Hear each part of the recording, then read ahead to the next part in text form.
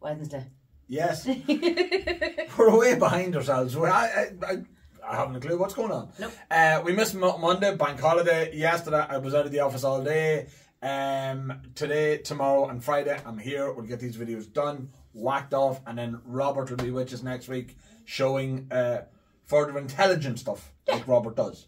Whereas you just ramble on about whatever comes into your head. Yeah. You can't shut me up. No. There's a problem, all right. We are live with our May auction, lads. Who can believe it's May already? It's flying around. In 2 weeks' time, or a week and a half's time, it is Whiskey Live. Yes.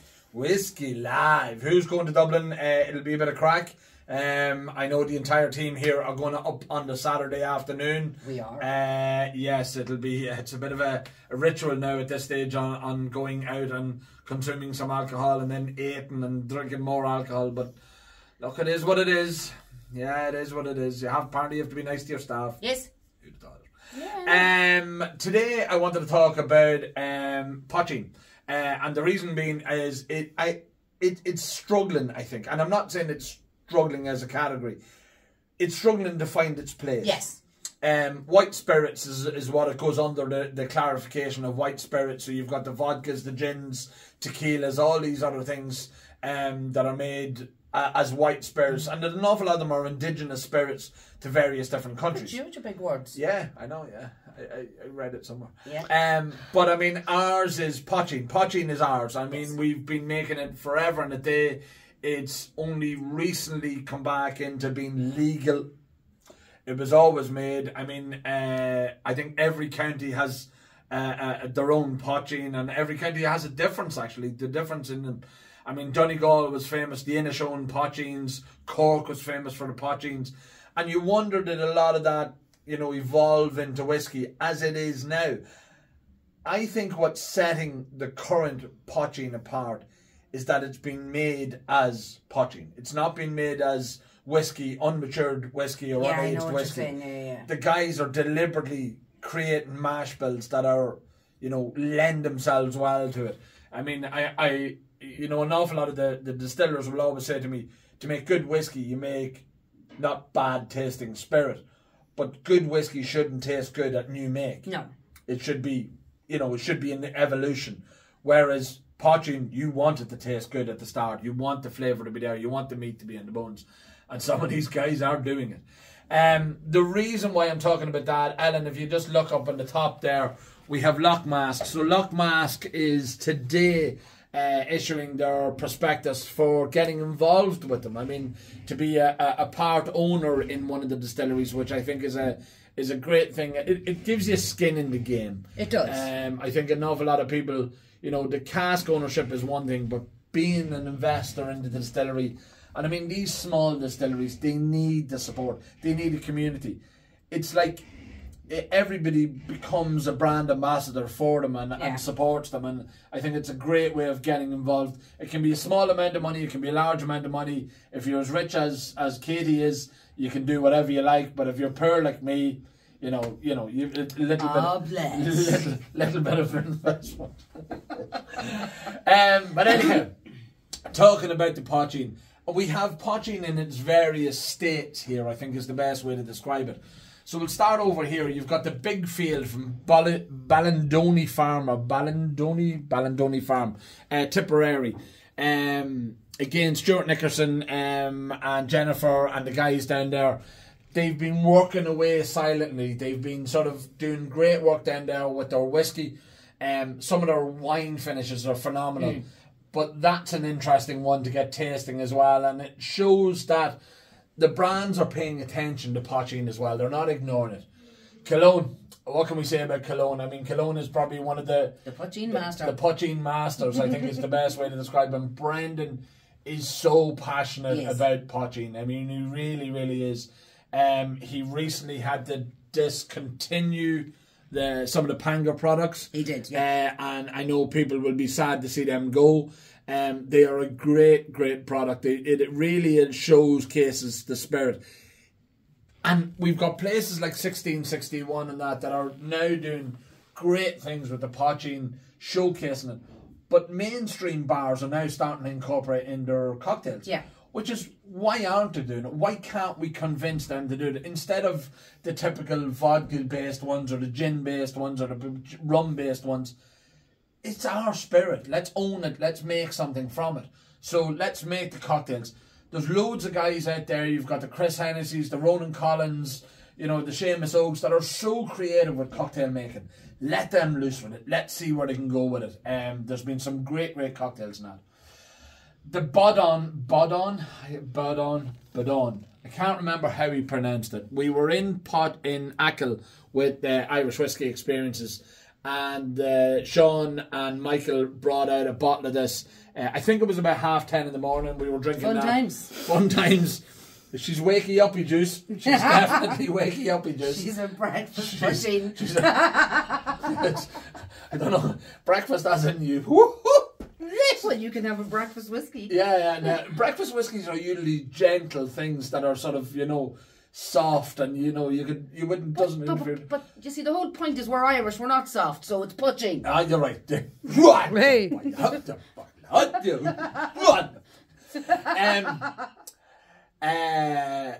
Teelings have a bottle there, the Spirit of Dublin Irish Poitin. Teelings done this back years and years ago with Cooley's Poitin. So they have a history with this. It'd be an interesting one. Bowan have it now as well. I don't have a bottle of the Bowan up there as well. But they're all doing the version of it. Are they seeing something that's coming in the market? The big one, the big elephant, the two big elephants, Bushmills and that place in Cork, Middleton. Ideal. They're not doing it. Right. Does the category need them to row in behind it? Does the category need them to start creating I don't the stuff think so. and a bit of marketing? I don't think so. But is that not what would push it out there? And then you've got the craft lads coming along behind it. I don't know, because Poitin is Craft. Craft. Yeah, absolutely. And Bushmills and IDL, no offence, are big international companies. But have we not got the same thing with vodka and gin, where we've got the big Smirnoffs, the Gordons, all that sort of, the big multinationals, and then you've got the craft gins. I mean, you've got the Muelog, the Balkan, or not the Balkan, the Cologne gin. You've got them all doing their own vodkas and gins as well. And that's what I've said it out loud, and I'm really, I would love this to happen. I would love all big Irish bars to not be using the multinational vodkas and gins and Bacardis and rums, instead using the Irish indigenous spirits. You imagine the difference that would make. Imagine how many jobs that would create if we were all using. I mean, we can do it in our bar, and it's neither here nor there. I mean, a bottle a week or 2 bottles a week or whatever it is that we're doing is nothing to, you know, Temple Bar or the Bankers or Willie or something like that, who are doing cases a night. And the difference that would make, how many jobs would that create in Ireland? You know, not only in the distilleries themselves and making the spirit and the label makers and everything else, but the distribution of it.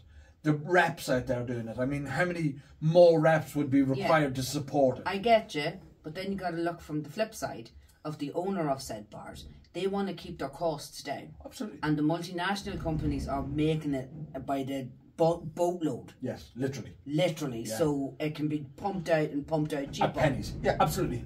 But but it's the chicken and egg scenario. I know. If nobody takes the leap to buy the stuff, then they can start then mass producing it and get their cost. But maybe some of the companies don't have the facilities to mass produce. And again, I get all that, but wouldn't it be great that if there was more, if they could take more of them, if the Irish government turned around and said it's an indigenous Irish spirit, let's reduce the tariffs on it, let's reduce the duties on it, let's reduce the tax on it. And I'm not saying penalise. I know you can't penalise the other ones. You probably can't even reduce the taxes on it. They get into all this about protectionism and all that. But why shouldn't we have protectionism? Why shouldn't we help create more jobs? Baby, I love your faith in the Irish government. Oh, yeah. It's not faith in the Irish government at the tribunal. Glendalough have a bottle there. Glendalough have been doing it a while. Sorry. They're great with their gins. Glendalough are fantastic with their gins. They're really creative with their flavours. Yeah. And we don't have a bottle of Bon Poitin up there. That's from the Ecklinville distillery as well. There's loads and loads of brands doing it. The Creator. This is a rare thing. 61.1%.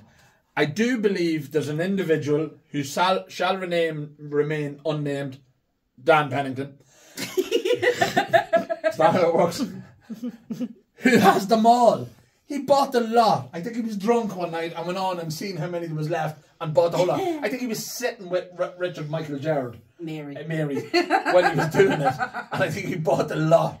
Lunatic. And he's in fair dues to him, every now and then he pops up and pulls a bottle of it. He's making his way through it. Speaking of Mary Joseph Michael, Donegal Mountain Dew. It's not Poitin, it's not whiskey, it's Donegal Mountain Dew. This man is true to his heritage, if anything. He just loves it. He's so passionate about it. Nearly that entire shelf all comes from that one lunatic above in the Donegal Hills. It even puts Hills of Donegal on it. It's like the Hills of Eyes or something like that.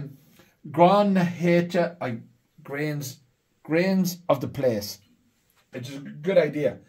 But there's your terroir. I mean, there's your, without saying it's terroir, I can't imagine they'd be using posh terms like that up there. I'd say it's more like they'd be using that term, because it is a wee bit of a Gaeltacht area as well. It is.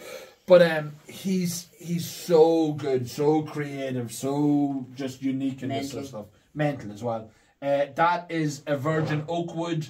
That is a 5 cask vatting. Look at the colours that's in these things. 1 to 1.5 year old spirit. Can't call it whiskey, can't call it Poitin. He'll call it whatever the bloody hell he wants and sell it. And good on him. Richard, Michael, Gerard, Mary, Joseph, Frank. The one beside that was his original, actually, was Mulroy Bay. Mulroy Bay is a fantastic spirit. Really is a fantastic spirit. It's so deceptive. The ABV at 62%, and it's so deceptive. You drink away any of it, and then you get up to walk, and your legs don't work anymore. It is brilliant. Should be used for surgeries and stuff like that, for knocking people out.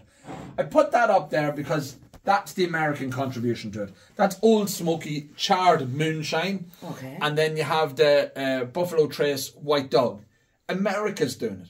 You imagine the industry in America that's behind moonshine and behind, you know, all this stuff that they drink as well. Yeah. Drinking out of jam jars. I mean, isn't that something that you'd see in the good old South down, the belly out, and he's eating crawfish and... My Paul says I don't want to do that no more. Sorry if I offended anybody there. I actually shouldn't do that yet. Anyhow, you can't imagine them doing that up in Donegal. I think it's slightly different, wouldn't it? They wouldn't be doing that up in Donegal with the belly. No, they'd be leaning over a stone wall. Stone wall. Bit of straw on them out. Looking at the donkeys. Picking out the sheep. Looking at the donkeys. Plenty of them. Oh no, I can't say that. Right. You're going to get yourself in trouble. That's it. I'll quit now before when I'm still ahead. Barely. And we'll be back tomorrow with God knows what randomness, but you will see you then. Bye. Good luck.